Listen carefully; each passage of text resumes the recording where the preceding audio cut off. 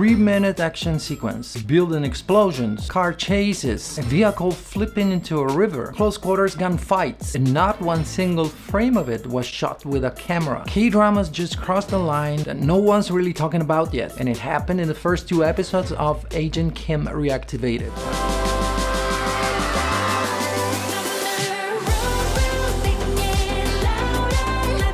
안녕하세요 여러분, 댐프란이에요. Welcome back to a new video. So, Agent Kim Reactivated, Kim boo-jang, premiered June 26 on SBS. It's also streaming on Netflix, and it stars So Ji-sub, an actor who basically owns the quiet guy with the dark past genre at this point. The premise is Korean Taken.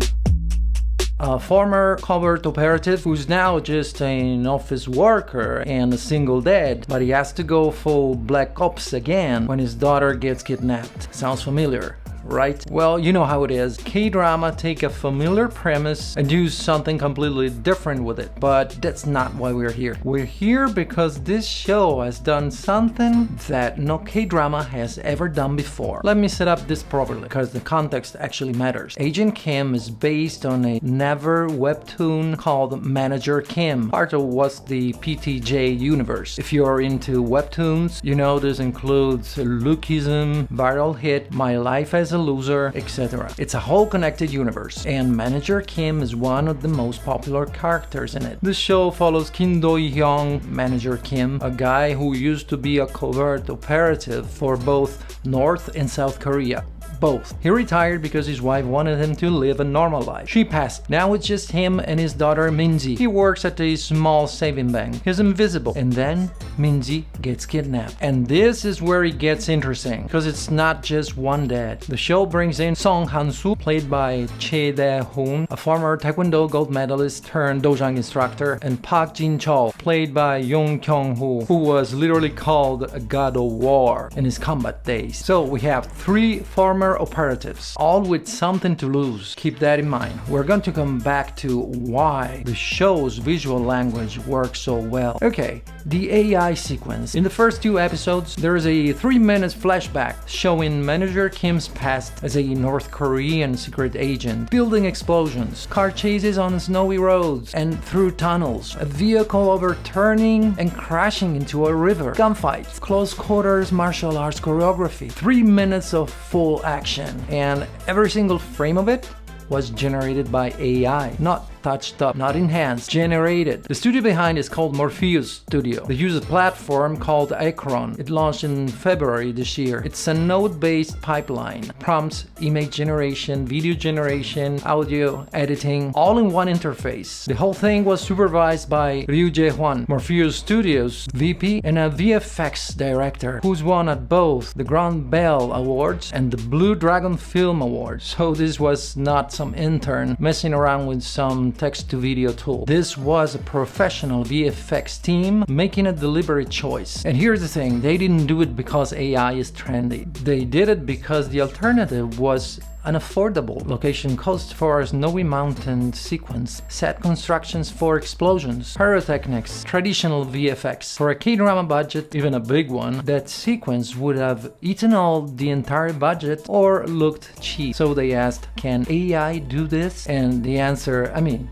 Chincha, look at the result. The audience didn't notice. The visual quality was solid. Character consistency held up during fast-moving action shots, and that is usually where AI completely falls apart. But you see the actor's expression, the movement, the expressions, everything looks real. Now, this is where you really want to pay attention, because the AI sequence is actually not the most impressive thing about this show. The most impressive thing is the color grading. The directors, Lee Sung-young and Lee So-eun, made a very deliberate choice. When Manager Kim is living his normal life as a father, the palette is warm, brighter, office lighting, home lighting, ordinary dead energy. But the moment his past gets reactivated, the moment he shifts back into operative mode, the entire visual language changes. Shadows and midtones get saturated with cool blues and dark teals. Vibrant reds and greens get drained out. Everything feels cold, calculated. And they crush the blacks. Seriously crush them. The darkest parts of the image are pure black. No detail in the shadow. Alleyways look dangerous. Office spaces feel claustrophobic. Every punch, every impact feels heavy. This isn't the soft, soapy Kdrama look. This is webtoon realism. They're honoring the source material through color. Kind of like they did with Batman and Spider-Man. But here we notice the contrast from the beginning of the show, when it's just some ordinary dad, and then when he goes back to Secret Agent. Now, this is why it matters for the AI conversation. That 3-minute AI flashback, the reason why the viewers didn't notice is because the color grading is perfectly matched. Same crushed shadows, same icy snow tones, same bleak. The skin tones stay grounded, exactly like the live action, while everything around the characters feels dead and dangerous. It's a masterclass in unifying human artistry and advanced technology. The AI didn't replace the filmmaker. The filmmakers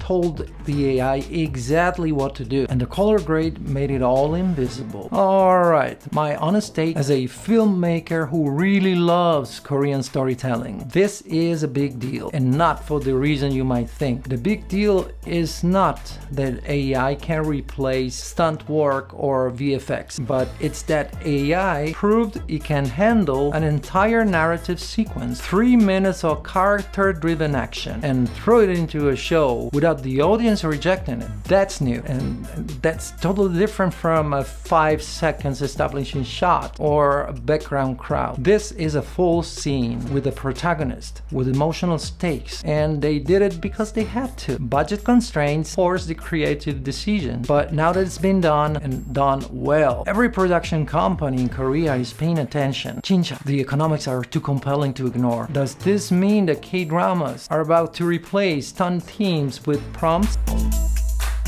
No, absolutely not. The practical stunt work in Agent Kim is still there, and pretty heavy. The close quarter fights, the hand-to-hand choreography, the performances. It's not like in the movies where you just see the main character's face doing and then they cut and the bad guy is already down without showing anything. Now you see the full thing, the full choreography. Bruce Lee movie style. Pretty awesome.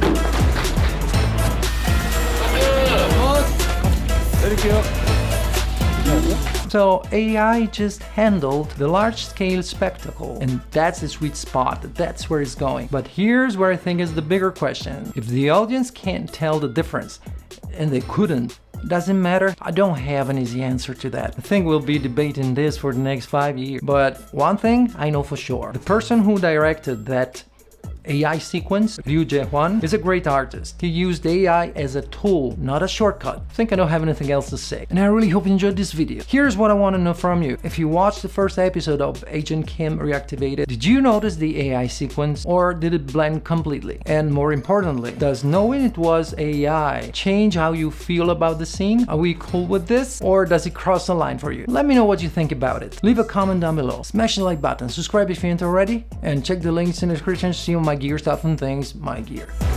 And I'll see you guys in the next video. Oh yeah, 안녕.